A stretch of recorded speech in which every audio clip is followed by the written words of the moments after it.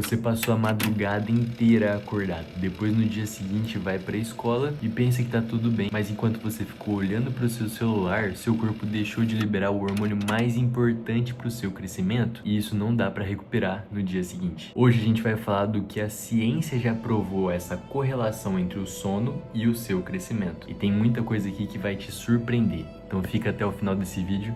Vamos lá. Pra quem caiu de paraquedas aqui, meu nome é Gabriel Hiroaki, eu tô no 8º período de medicina e hoje esse vídeo em particular eu quero agradecer ao Rubim, meu seguidor aqui do canal. Ele fez essa sugestão de fazer esse vídeo e hoje estou aqui graças a ele. E antes de continuar o vídeo, se inscreve no canal, curte esse vídeo e te deixarei agora com esse conteúdo de alta qualidade, tá bom? Bom, quando a gente fala em crescimento, tem que separar em duas coisas. Crescimento em altura, que acontece nas placas de crescimento dos ossos longos, e crescimento em massa, então reparação tecidual, reparação muscular. O seu sono vai interferir tanto em um quanto no outro, mas de formas diferentes. E o mecanismo central dos dois é o mesmo hormônio, o GH. Para entender por que o sono importa tanto, você precisa entender quando esse hormônio é liberado. O GH ele não é liberado de forma constante durante o dia. Ele é liberado em forma de pulsos, ele é secretado em forma de pulsos. E esses pulsos, os mais importantes, acontecem logo nas primeiras horas após o início do seu sono, principalmente na fase onde tem ondas lentas, as ondas deltas, no sono profundo. E isso é confirmado nessa revisão aqui publicada em 2024 na Frontiers, na Universidade de Verona. Além disso, essa revisão trouxe que em homens adultos,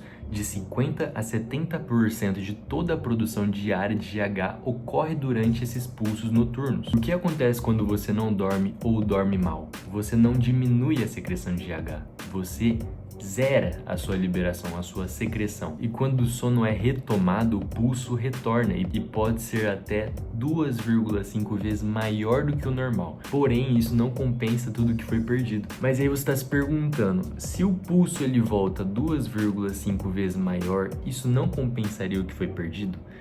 E a resposta é não. E é aqui que fica mais interessante. Existe uma janela de sensibilidade. O nosso tecido muscular, as nossas placas de crescimento, elas têm essa janela onde o pulso de GH, quando é liberado entre essa janela, a sensibilidade é uma. Agora, quando é fora da janela, ela é totalmente diferente. Ele não tem o mesmo efeito. Então, se o hormônio não chega nesse momento, parte do estímulo vai embora. Você perde esse estímulo. Agora vamos falar da outra parte da equação. Não é só o hormônio GH que cai. Enquanto ele está caindo, outro hormônio sobe, o cortisol. E o cortisol é o hormônio do estresse. Ele te ajuda a acordar, então ele tem um pico pela manhã, te ajudando a acordar, e à noite ela fica baixa a liberação de cortisol, contrapondo o GH, é onde o GH ele precisa trabalhar para fazer a sua reparação tecidual, reparação muscular e ativação das placas de crescimento dos seus ossos longos. Concluindo, elas são praticamente opostas durante um ciclo de 24 horas. Enquanto uma está aumentando, a outra está diminuindo. Enquanto a outra aumenta, a outra diminui. Olha que interessante, uma revisão de 2019 publicada no Sleep Medicine Reviews sobre o eixo GH e GF1, calma que eu vou te falar o que é esse GF1, mostra que a privação do sono aumenta as concentrações vespertinas de cortisol e reduz os níveis de hormônios anabólicos, hormônios que vão construir, incluindo GH, testosterona e IGF-1. E o que é esse IGF-1? Ele é o fator de crescimento semelhante à insulina. Ele é um mensageiro que vai chegar até os tecidos quando o GH é liberado. Então, o GH é liberado, o IGF-1 executa. Então, se o IGF-1 cai, as placas de crescimento recebem menos estímulos. Agora, um detalhe que vai grudar na sua cabeça. O cortisol em excesso, ele vai inibir diretamente a proliferação de condrócitos. Os condrócitos são células cartilaginosas. Elas são células que vão ser responsáveis pelo crescimento dos ossos longos. E aí uma revisão publicada em 2024 descreve esse mecanismo.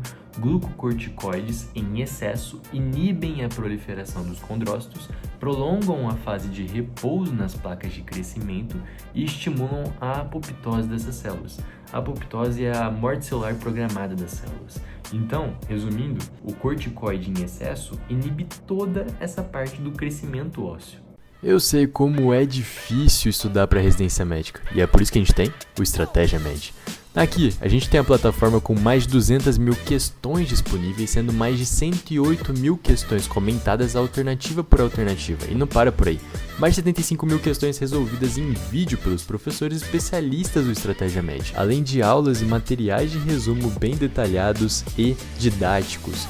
Então entre logo na nossa comunidade do Estratégia Med a partir do meu cupom GabrielRio e obtenha o seu desconto. Vamos voltar pro vídeo? Valeu, até mais! E aqui para ficar mais fácil, quando a gente dorme mal, o cortisol ele fica alto, menos IGF-1 ativado, menos proliferação desses condrócitos, menor o crescimento ósseo. Essa é a cadeia. Mas será que isso tudo se traduz em altura real?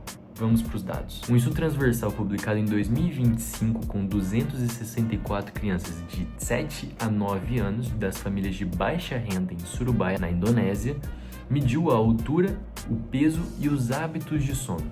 O resultado foi claro, tanto a duração do sono quanto o horário de dormir foram associadas de forma significativa com a altura das crianças. O horário tardio de dormir foi especialmente problemático. O início do sono em horário adequado reduziu em 0,23 vezes a probabilidade de baixa estatura. Outra forma de ver isso vem da clínica. Crianças com deficiência de GH idiopática, aquelas que não crescem sem uma causa em específico, frequentemente apresentam alterações do sono profundo, e estudos mostram que a terapia com GH melhora não só o crescimento, mas também o sono daquela criança, a qualidade do sono.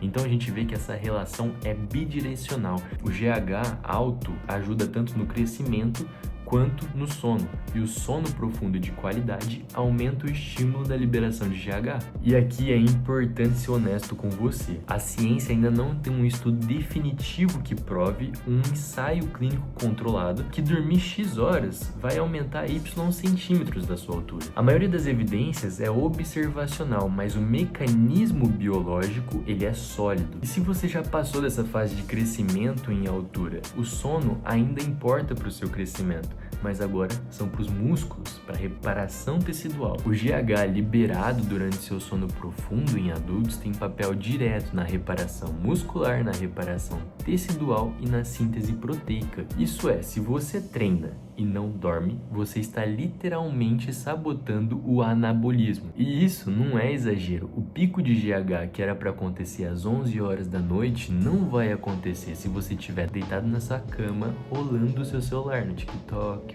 Reels, Shorts.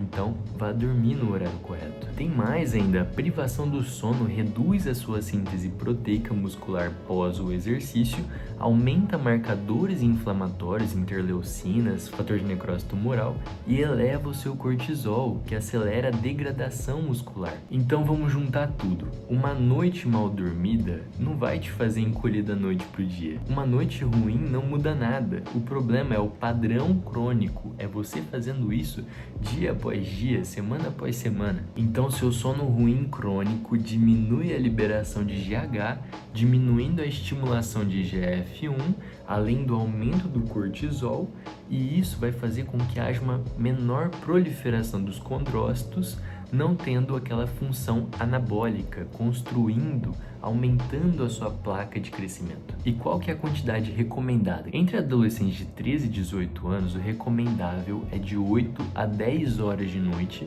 e para adultos é de 7 a 9 horas de sono. Porém, não é só a quantidade, mas sim o horário que você vai dormir. O pico de GH acontece nas primeiras horas após o início do seu sono. Então, dormir às 3 horas da manhã e acordar meio-dia não é a mesma coisa que você ir dormir às 10 horas da noite e acordar às 7 horas da manhã, mesmo tendo o mesmo número de horas. Se você gostou desse tipo de conteúdo, já curte, deixa seu comentário igual o Rubinho fez, sugerindo um tema novo.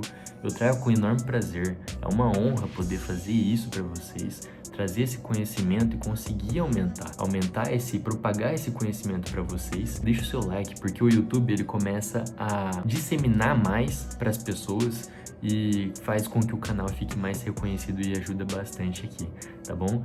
Muito obrigado, eu espero você no próximo vídeo, tamo junto!